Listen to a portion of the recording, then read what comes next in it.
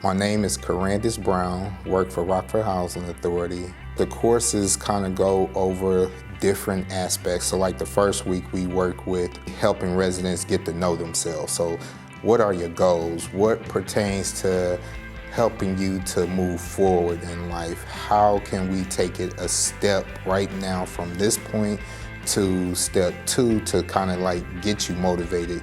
And then 3, how do you seek success? The second, third, and maybe fourth week, we go over like different basic functions of like what employers are looking for. Different roles as far as like punctuality of attendance, being on time.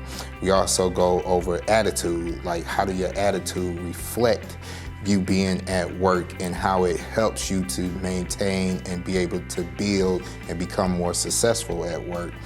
We, during the 5th, 6th, and 7th week, we are working on more of, understanding the functions of what your role might be and what type of job you are looking for. So it kind of shifts over time, but the 7th, 8th, and 9th week, I think is probably the best weeks because we start working on like from the first week the goals, but then we start to kind of like tailor to what specifically are you more looking for.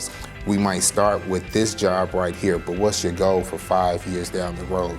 So then let's start putting a plan together to help you be able to get to that goal 5 years from now.